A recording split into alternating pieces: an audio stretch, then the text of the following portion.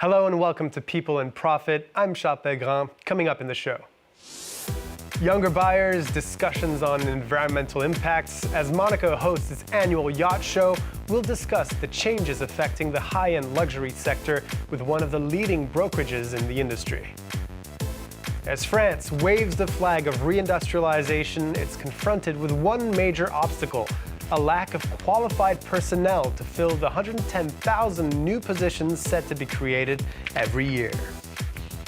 And as France is tackled by Rugby World Cup fever, we'll discover the economic impact of hosting such a large sporting event. But first, we head to Monaco on the French Riviera, where the principality is holding its annual yacht show this week. Visitors will be able to gawk at the world's most expensive leisure boats, and a lucky few might even be able to buy one. But behind the glitz and glamour, the industry is facing choppy seas. Russian buyers are now out of the game, and the conversation over the sector's outsized carbon emissions is catching up with it. Nevertheless, sales of yachts around the world are meant to keep growing. While they currently stand at $9.4 billion, they'll reach $14 billion by 2030, with an estimated annual growth rate of 5.8% for the period. Well, to help us make sense of this very niche industry, let's speak with Chuck Cashman. He's the Executive Vice President and Chief Revenue Officer of Marine Max, the parent company of one of the biggest yacht brokerages in the world, Fraser's. He's joining us now from Monaco, where Fraser has the largest yacht on display, the 97-meter Corinthia 7, which comes with a fully equipped spa. Chuck, thank you very much for being with us on France 24. We saw the forecasts for global yacht sales earlier. What's driving the growing demand for yachts globally? First of all, thank you for having me, and glad to be speaking about this. Really, it started pre-pandemic, or right about the time of the pandemic. We were on a growth trajectory, but not quite like it is right now. And through the last couple of years, to get to the point, I think the customer just reconnected with how much boating means to them. When you take away some of the distractions in the world, luxury travel, doing things, it kind of isolated down to boats, and boating, yachting was a big beneficiary of a period where you really couldn't travel, and kind of isolation, quarantine was part of everyday life. Is there also an element here of the amount of money being generated being linked to the fact that maybe the boats themselves are more expensive? Does that partly explain the growth as well? Well, from the sheer dollars, it does. Yeah, there's been the headwinds of pricing increases because of supply chain, basically. Some wage growth, which is actually good for the world. That the people building these boats are making a little bit more money. But quite honestly, just the supply chain has been under pressure, which has really brought pricing up quite a bit. So yeah, when you look at the dollars, it isn't necessarily that we're selling more boats, although we are selling a few more boats. A lot of that is just built-in price increase. Sanctions against Russia have had quite an effect on the industry, as Russian buyers used to be a sizable segment of the market. Can you give us a sense of what they represented? Well, I can give you a sense as it relates to Fraser, and quite honestly, they were single digits for us. They were about 9% of our business. But what really gets the news is the biggest boats in the world. Many of them were for Russian owners, Russian buyers. So, the boats that have the optics of the biggest, and certainly that's part of the mystique of the Russian owner is, bigger is better. So, highly noteworthy boats, but in terms of sheer volume, not as much. Thankfully for us, it's we'll wait to see how the world decides what to do with it. But it was less than 9% of our business, and we're replacing that with a lot of it out of the United States, quite honestly. There's also a new segment of buyers, you say, from the United States, but also some fresh faces coming from the Middle East, from Doha, from Dubai or the UAE. For sure. I've been in the industry a long time. Pockets of the world seem to rise and fall, quite honestly, China was really, really hot a couple of years ago. South America, a few years before that. Now you're seeing a lot of activity in the Middle East, and certainly we appreciate the business, and it is coming. U.S. is still a pretty big part of it, but Middle East for sure. I want to talk about the environmental impact of the yachting industry. One journal, Sustainability, a couple years back, calculated that you might have heard this statistic before, the 300 biggest boats of the global super yacht fleet emitted as much carbon as the nation of Burundi and its 10 million inhabitants.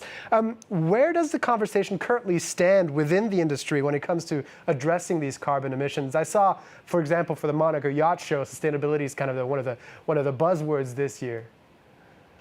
Well, and it has been a buzzword for a while. And I had not heard that statistic. And, if you hear that raw, that's a lot of impact, right? So we live in a world that we know isn't the most environmentally friendly, but I can tell you many of our owners offset it with some of the good that they do in other areas. But I think some of those are also worst case scenarios where, if the boat is running wide open throttle as opposed to at a very slow speed, the fuel burn just goes, it's an exponential fuel burn. But what manufacturers are doing right now, every single manufacturer in the world is trying to figure out how to make a boat more green than they made yesterday.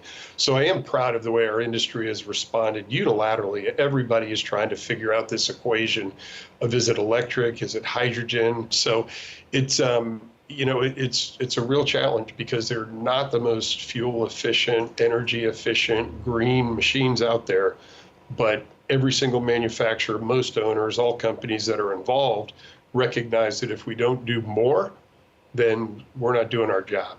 Well, Chuck Cashman is the Vice President, Executive Vice President and Chief Revenue Officer at MarineMax, the parent company of Fraser's, one of the biggest yacht brokerages in the world. Thank you very much for being with us on People and Profit.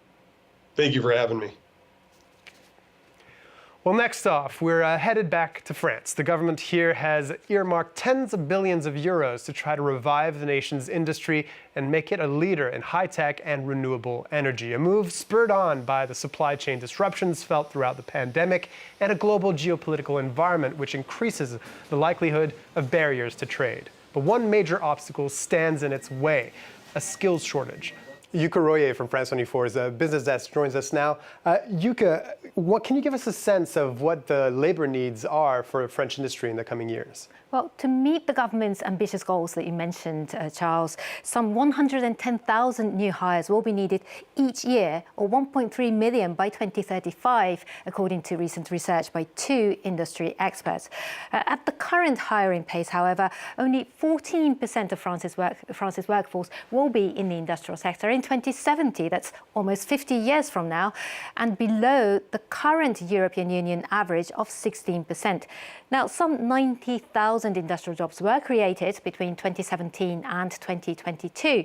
But during that same period, the number of jobs left vacant rose threefold to 60,000.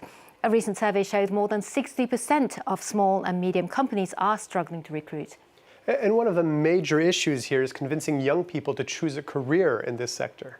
Well, Charles, France has enough young people studying or training in the field. More than 120,000 come out of education with industrial qualifications each year. But half of them then go and look for jobs elsewhere. And why is that? Well, one of the major obstacles is manufacturing's lingering reputation that it's dirty and low-paid blue-collar work. France's Industry Minister Roland Lescure says that attracting future workers, especially women, is his top priority. And earlier this month, when the French city of Lyon hosted this year's World Skills Competition, he used the opportunity to address directly teenagers.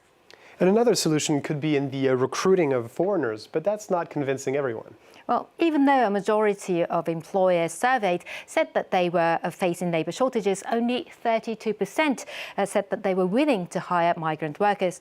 30 said they were against, and 38% were neutral on this. Now, that's because of administrative and financial burden that employers have to shoulder when hiring non-French citizens. Small and medium-sized companies are particularly hesitant in this regard. The French Senate is set to start examining an immigration bill in November that would create a special residence permit to allow illegal migrants to continue to work in understaffed sectors. Yukoroye, thank you very much. Well, with the Rugby World Cup in full swing in France, the country is hoping to reap the economic benefits that come with the influx of tourism. Around 2.5 million fans are expected to attend fixtures across the country over the course of the competition, including 600,000 from abroad. Well, Emerald Maxwell has more. From South Africans to Irish, British to Italians, foreign rugby fans have begun flocking to France, with a total of 600,000 expected to visit over this World Cup. The 48 matches are scattered across the four corners of the country, and the host cities are already cashing in on the event.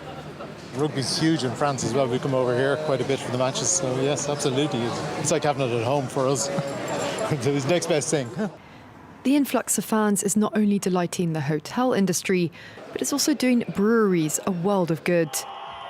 The last World Cup in Japan saw the country's annual beer production jump by 70%, so bars across France knew what to expect. We prepared with a lot of beer. We doubled, even tripled our quantities. There's a lot of consumption, and we've also prepared the outside areas to accommodate as many people as possible. Our aim is to create a sort of fan zone. The 2011 World Cup in New Zealand enabled the host country to reap €1.2 billion in various economic benefits. For Japan in 2019, it was €1.8 billion. France expects to make in the region of €2.4 billion, with the event providing a boost during what is typically low season for the tourism industry. Well, thank you for watching People in Profit. You can watch all of our previous shows on France24.com or the France24 app. You can also listen to them wherever you get your podcasts from. And if you have any questions or comments, feel free to reach out to us on our various social media channels. In the meantime, stay tuned to France24.